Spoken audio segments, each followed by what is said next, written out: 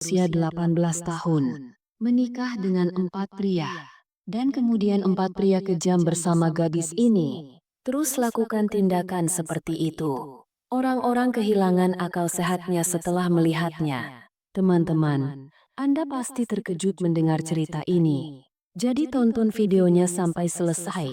Teman-teman, cerita ini tentang penindasan terhadap gadis itu. Namanya Sakinah, dan dia berumur 18 tahun. Gadis itu datang ke istana desa Chaudhary sambil menangis dan terhuyung-huyung. Pancayat yang sama terjadi di dekat Chaudhary. Gadis itu juga sampai di sana dan mulai menangis. Sambil menangis, dia menangis begitu keras hingga dia pingsan. Dia bahkan tidak bisa berkata apapun dengan bibirnya. Saat Chaudhary melihat gadis itu pingsan seperti ini, jadi dia berdiri dan sangat kesal bahwa gadis ini sedih.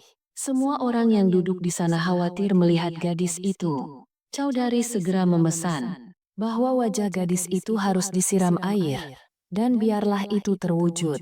Agar dia dapat mendengar tangisannya, orang bijak desa segera dipanggil.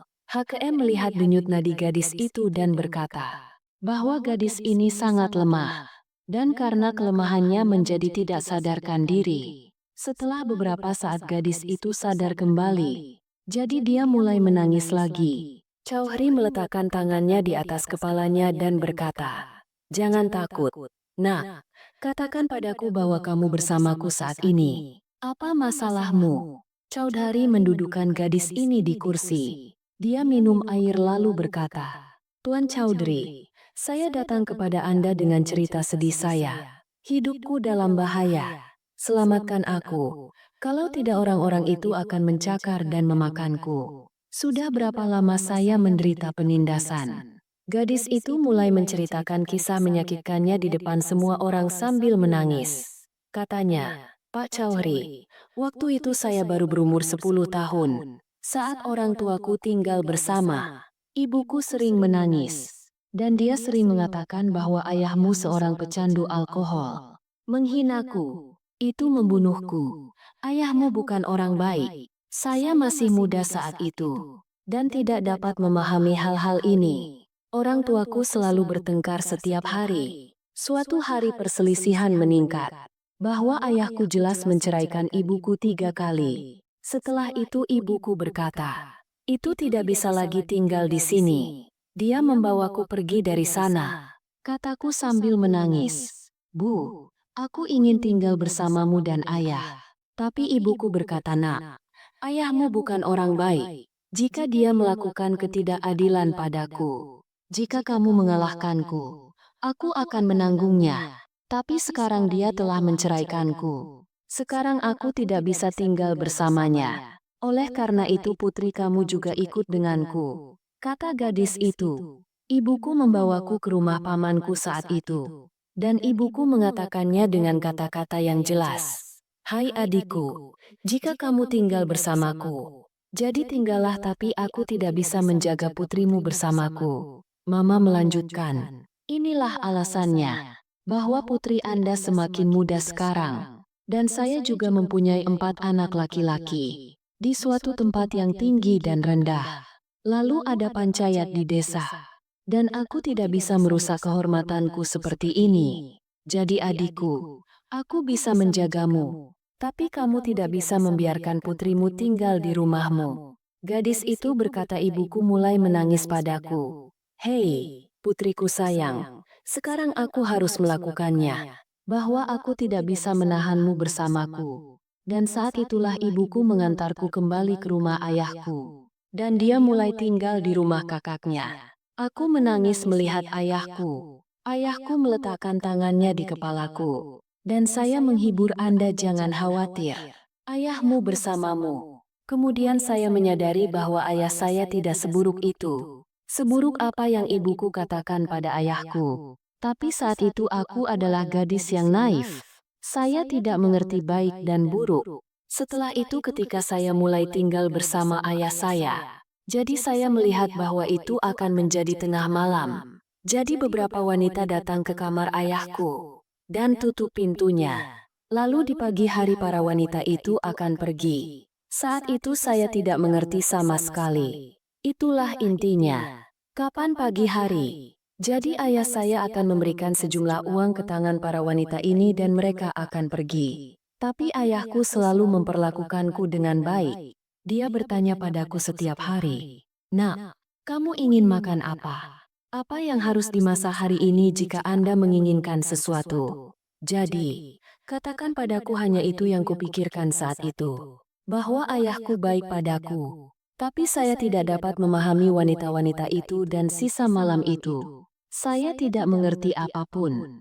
Begini, 16 tahun usiaku berlalu di rumah ayahku. Ketika saya berusia 16 tahun. Jadi ayahku menikahkanku dengan temannya. Orang itu jauh lebih tua dariku. Tapi saya menerimanya. Bahwa suami yang menjadi istri adalah sastranya. Dan urus itu. Saya telah menerima hubungan ini dengan sepenuh hati. Meski dia lebih tua dariku. Tapi aku akan selalu membuat suamiku bahagia. Saya memahami zamannya. Betapa aku ingin menjalani hidupku. Setelah pernikahanku, suamiku membawaku ke rumahnya. Pernikahan itu 2 hari. Suatu hari saya sedang memasak di rumah. Bahwa suamiku pulang dari luar. Aku langsung bangun. Dia pergi menemuinya. Dan mulai bertanya padanya. "Bagaimana harimu hari ini? Kemana kamu pergi?" Mendengar ini, daunku menjadi marah. Dia menampar wajahku dengan keras. Saya adalah seorang gadis bodoh dan lemah pada waktu itu. Tidak tahan dengan tamparan itu. Dan mulai menjerit dan menangis. Saya benar-benar kewalahan. Dan takut pada suaminya. Suamiku berkata kepadaku, "Anda memiliki begitu banyak keberanian. Bahwa Anda bertanya kemana saya pergi. Saya sama sekali tidak menyukai wanita seperti itu. Siapa yang ikut campur dalam kehidupan suaminya? Itu sebabnya aku menceraikanmu." Dia menceraikan saya 3 kali. Dan diusir dari hidupnya. Dia bilang, "Kembalilah ke rumah ayahmu." Saya mulai menangis. Dia datang ke rumah ayahnya dan bercerita tentang ketidakadilan yang menimpanya. Aku bilang suamiku menceraikanku seperti ini. Ayahku meletakkan tangannya di kepalaku dan berkata, "Putriku, suamimu mungkin bukan orang baik. Itu sebabnya dia menceraikanmu." Ayahku pergi dan berkata bahwa Allah akan memintanya. Aku terkejut melihat sikap ayahku ini. Saya terpaksa berpikir bahwa ayahku bahkan tidak peduli. "Temui pria ini dan tanyakan mengapa kamu menceraikan putriku." Tapi ayahku hanya berkata bahwa Allah akan memintanya. Saya tidak terlalu memperhatikan hal ini, dan diam-diam mulai tinggal di rumah ayahnya. Seperti yang dikatakan dalam Islam, jika seorang wanita diceraikan oleh suaminya, atau dia akan lulus. Jadi seorang wanita harus menghabiskan 4 bulan 10 hari duduk di rumah. Ini disebut Idul Fitri. Saat haid saya berakhir, ayahku mengatur pernikahan keduaku. Aku melipat tanganku di depan ayahku dan berkata, "Sudah 3,5 bulan sejak perceraian saya. Aku belum bangkit dari kesedihan suami pertamaku. Jadi bagaimana saya bisa menikah lagi?" Tapi ayahku tidak mendengarkanku. Dan dikatakan bahwa semua suami tidak sama. Anda akan bahagia dengan suami ini. Dengan mengatakan ini, ayahku membuatku menikah lagi. Dan saya pergi ke rumah suami kedua saya.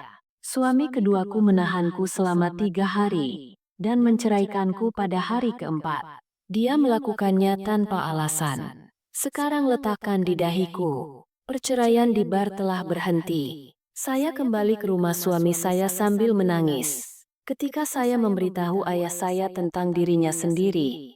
Jadi mereka membuatku mendengarkan mereka. Sekali lagi saya harus duduk selama 4 bulan 10 hari Idul Fitri. Ketika waktunya habis. Jadi ayahku memberitahuku. "Sekarang aku akan menikahimu untuk ketiga kalinya. Anda harus membereskan rumah Anda." Aku memberitahu mereka sambil menangis. "Ayah, kasihanilah aku. Hidupku sudah hancur. Mengapa kamu membuatku menikah lagi dan lagi? Jika aku telah menjadi bebanmu. Jadi tinggalkan aku dalam ego tala. Tapi tolong jangan lakukan itu.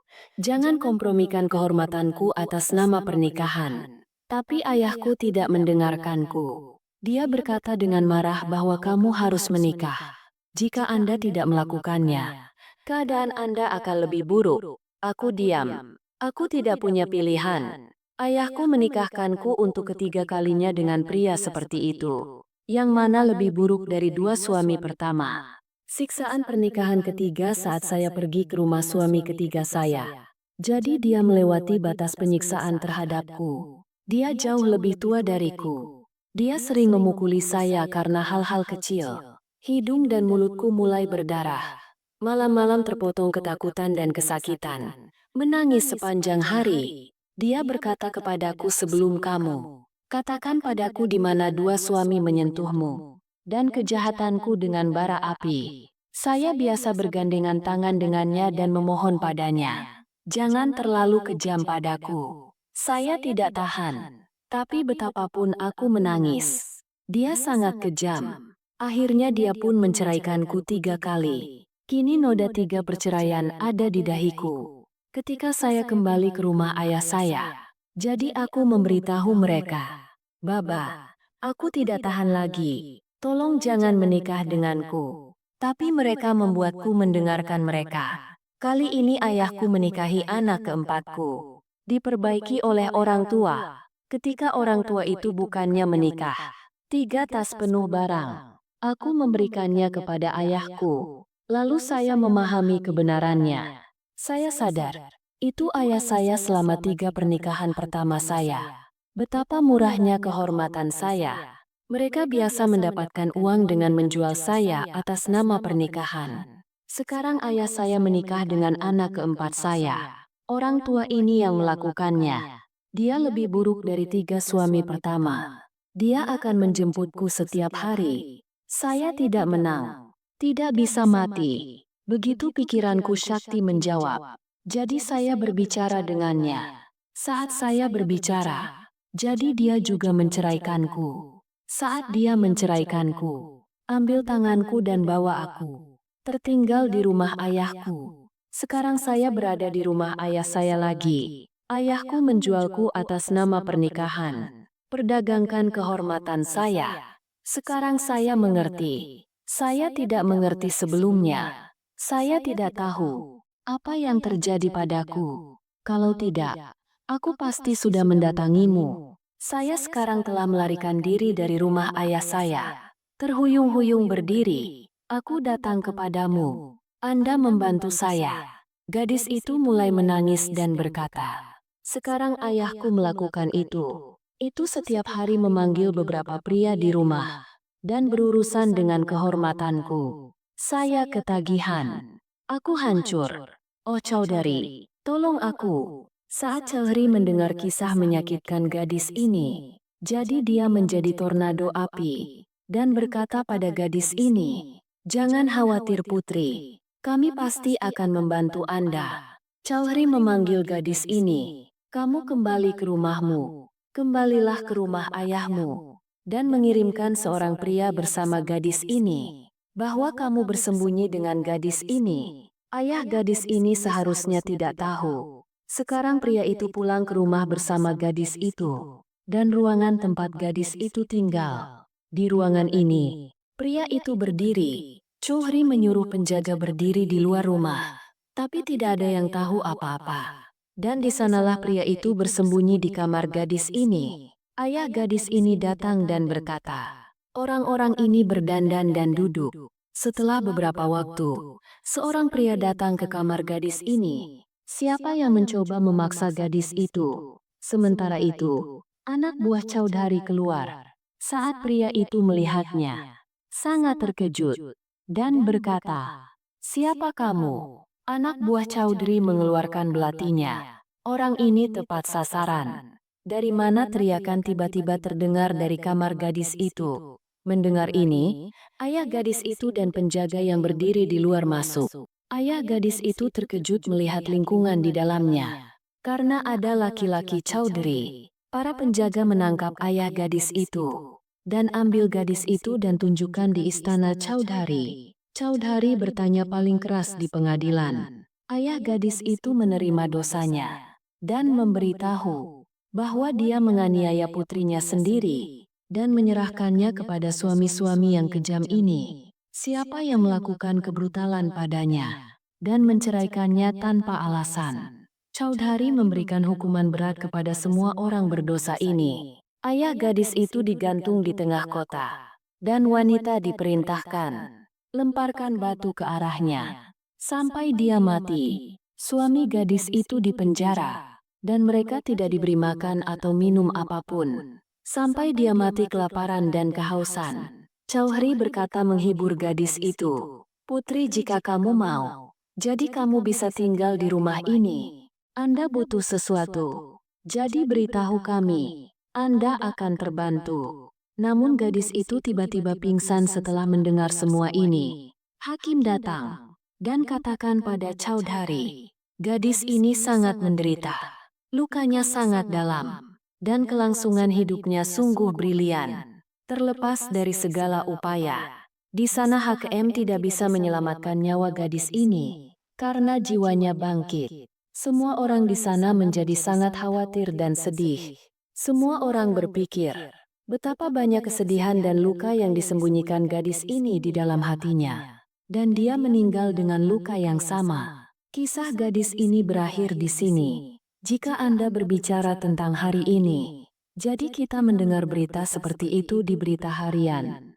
Jantung seseorang berdetak saat mendengarkannya. Seorang anak berusia 9 tahun dianiaya di suatu tempat.